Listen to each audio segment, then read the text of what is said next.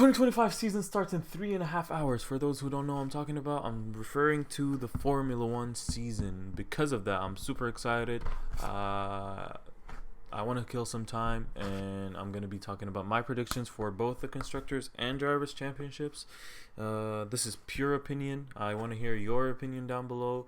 Leave your predictions if you agree, disagree, all that.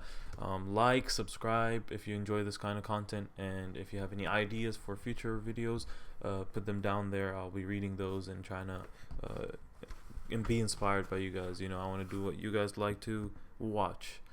Without further ado, let's jump into it. At number 20, I have Gabriele Bortoleto. I like Gabriele Bortoleto. I don't think he should be anywhere near number 20 in any other instance but this. He is driving a tractor. I think even Superman won't be able to get results with this car. Neither him nor Hulkenberg.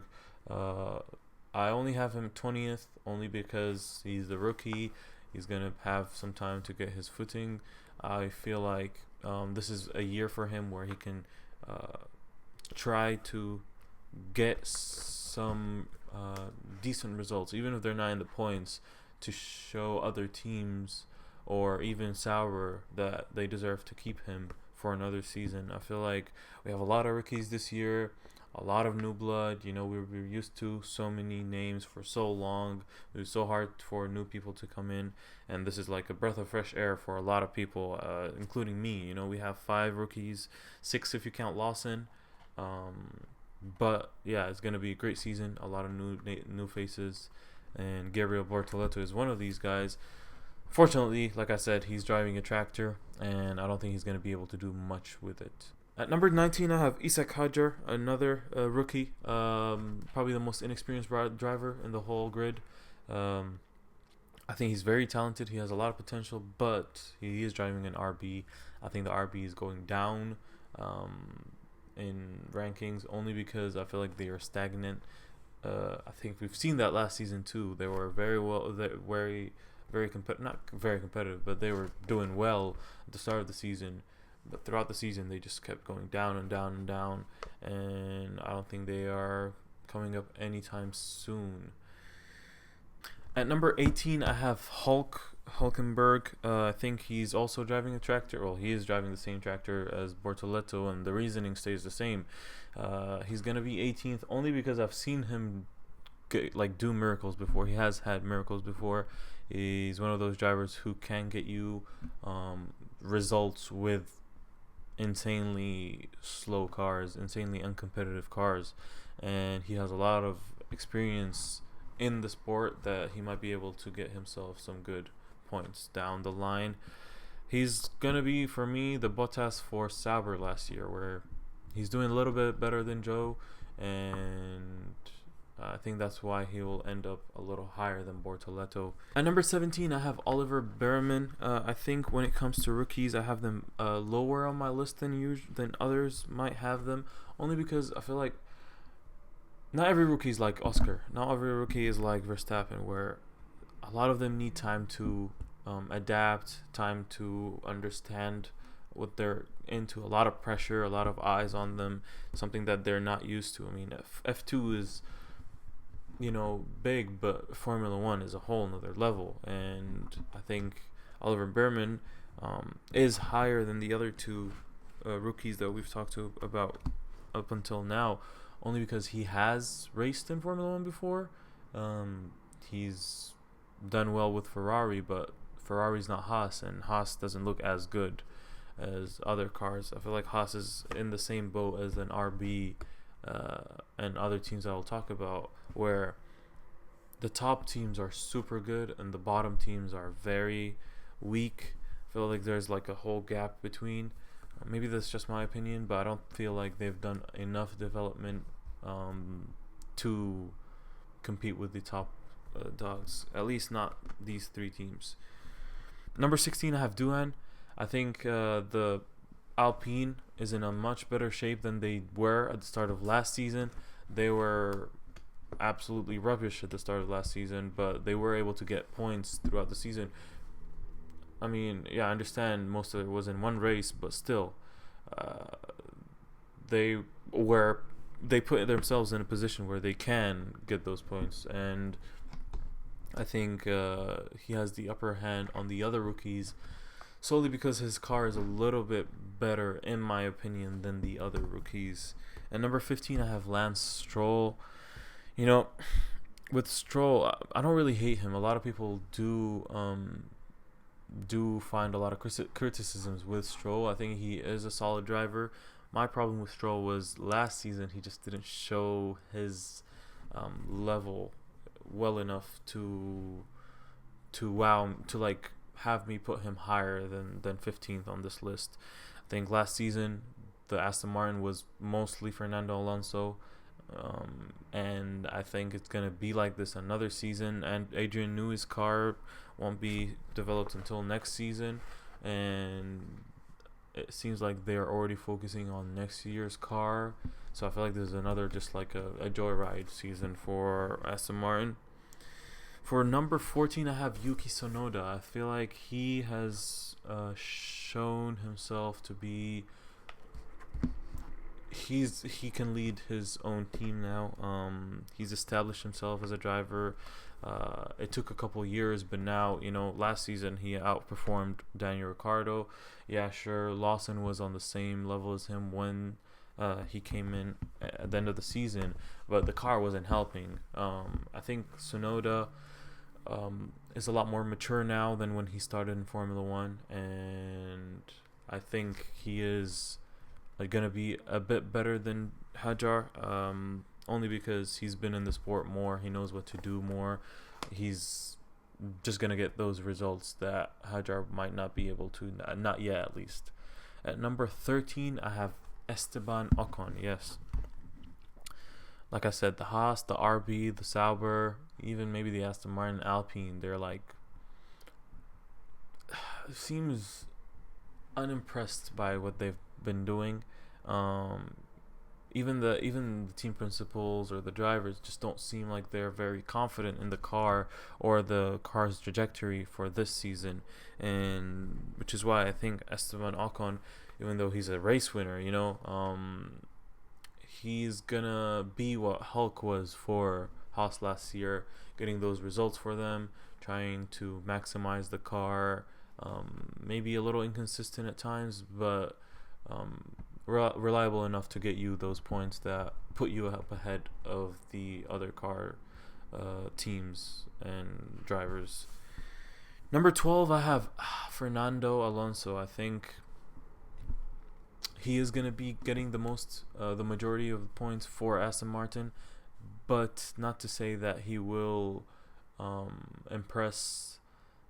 I think he will maximize the car's performances, but I don't think he's going to be very far off Stroll. I think Stroll has something to prove this year where he gets a lot of hate, a lot of criticisms, and he's going to want to show that he can do something. But the car won't help either of them. I feel like like I said it before, it's a joyride season for them. I feel like they have a lot of good things to look ahead for, with Aramco coming in, the money, Nui, all that. I feel like they might be able to compete in the future, but as of right now, it's just another joyride season. At number 11, I have Gasly. I think Gasly is another one of those drivers where it's a toss-up between him and Alonso and maybe even Ocon. I think it's just right now it's too hard to measure how the cars are going to be like, and based on pure speculation, I feel like the Alpine looked better at the end of the season. Their trajectory seems a little higher than the other two, even though there's so much chaos outside of the racing. I think the car is not in a bad state, which is why I think Gasly is gonna be a little bit higher than Alonso and Ocon. At number 10, I have Alexander Albon. I like him. He's such a reliable driver. He knows the car by now, and the Williams will be looking for him to get some points, get that step ahead. I feel like the Williams is a stronger team than the other ones I've talked about this year. They looked impressive in testing. Sainz looked very great, and yeah, I think Albon is number 10, maybe even higher. maybe I'm ranking him a little too low. I don't see him going under the number 10 spot. I feel like he is established himself as someone who can, you know, be one of those drivers that can win you maybe even races. I know he didn't do it with the Red Bull before, but he was a rookie then. He was still unestablished. But now I feel like he has the capabilities to win you races. And then maybe even if Williams get their together, like stuff together, and create a car or make a car that can actually compete, who knows? Who knows? We can see something from Albon that, you know, like we've seen with Russell and Lando Norris in F2. They were neck and neck all season, and it goes to show that Lando is competing for like the championship.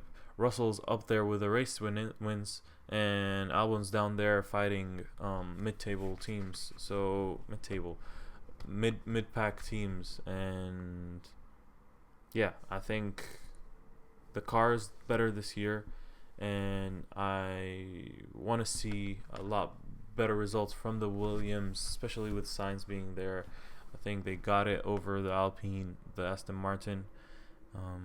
Yeah, I think Albon's going to be number 10, maybe even higher, like I said. At number 9, I have Liam Lawson.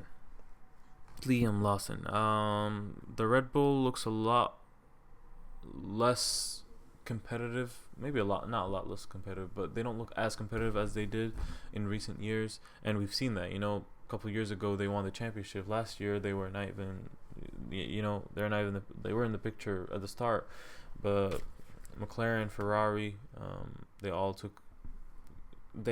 had a better car by the end of the season.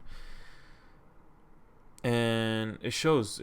Look at where Sergio Perez was in last season. He was fighting for 1 point, 2 points. Yes, Verstappen is a different breed. Yes, he was winning races still, but it's Verstappen. And I think Liam Lawson is going to be in the same boat as Perez was in. I don't want him to be, but it looks like the most likely scenario. He has done well when he has had the car. That's why he is in the Red Bull. He's matched Tsunoda's performances, maybe even beat them in some places. But yeah, I don't think the car is good enough for him to get higher than maybe even 4th, 5th, a couple races, maybe a couple podium finishes. At number 8, Kimi Antonelli. I feel like he looked very well, in my opinion, testing. He looked like he's been with the car with this team for a while, and I think he's going to be the best of the bunch out of the rookies. He is going to show us his magic, his talent in some races. I think he might have a slow start at the start. He has a lot of eyes on him. He's probably one of the most hyped prospects since Verstappen. So, yeah, he might struggle at the start, but I have no doubt in him performing and being able to be a race winner in the future, and maybe even a constructors champion or drivers champion. At number 7, I have Sainz. I think Sainz is going to do very well with the Williams team. I think he's maybe even get some podiums, maybe even a race win this year. Maybe I'm delusional, maybe I'm not. We'll see. I think he looks very comfortable in that car. He's one of those drivers who can do it in any team. He's driven the McLaren, the Ferrari, Toro Rosso, all those cars, and he's done well in all of them. So yeah, I don't see why not do well in the Williams. Number 6, Russell. I think he's gonna be the best out of the others, should I say. The Mercedes looks like they're a step behind the Ferrari and the McLaren as of right now, which is why I have Russell at 6th. I think by the end of the season it's going to be a lot closer, but I think it's going to be too late, or I feel like the wins are going to be picked up by the Ferraris, the McLarens, and Verstappen early on, and I think Russell and Antonelli are going to be the losers in that with their Mercedes. Number 5, I have Lewis Hamilton. Yes, yes. I feel like everyone wants that dream scenario. Lewis Hamilton, first season with Ferrari, winning the championship, races, all that. But I don't know. I haven't been very impressed with Hamilton recently. Yes, he did win a couple of races last year, but I don't know. It seems like his head is not in Formula One anymore. He's looking to retire. Maybe it's just a publicity move, have that in his record, or maybe he's still hungry. We'll never know. Well, we'll know when the season starts, and we'll see how he's doing. But I think Leclerc has the upper edge on him with that Ferrari simply because he's been on the team more. He's well accustomed to the car, and yeah, I feel like Hamilton's gonna be 5th. He might get a couple wins here and there, but I think the other drivers are a little bit higher than him. At number 4, I have Piastri. Maybe this is Piastri's season to establish himself as the number 1 driver for McLaren. Maybe he's neck and neck with Norris, or maybe he's still behind Norris in the team's picking order. But I think he's still going to be one of those drivers who will get wins. I mean, he does very well, especially for his age. He's only, his second, third season for McLaren, and he's already a race winner, multiple race winners, and I think he's just going to continue that, He's going to be one of those drivers where, look, 4, 5, 6 years from now, he's favorite to win the championship, and maybe this is the year where he starts doing that. And I wouldn't be surprised if he's even higher than Norris in the standings. But for now, I have him number 4. Feel like the other 3 just have that upper hand, a little more experience and a couple more race wins over him. Those names being number 3, Max Verstappen. Yes, I have Max Verstappen at number 3 only because, look, we can look back at this 9 months from now. Verstappen has won the championship, and I'm wrong, but he definitely has, he definitely can win the races with this car. I don't think he can do it as consistently as possible. It's going to be so hard for him to keep winning, especially with the car being behind the Ferrari and the McLaren. So you got 4 drivers who have a better car than him. But it's Verstappen. We can never rule him out. He can be, like I said, the champion by the end of this year. He can be a race winner from Australia and be as dominant as he has been. But I think this is the year where he doesn't win it. He comes 2nd, 3rd, and struggles because the team can't keep up with him, at least. At number 2, I have Lando Norris. Yes, I know. McLaren has the best car, yada yada yada.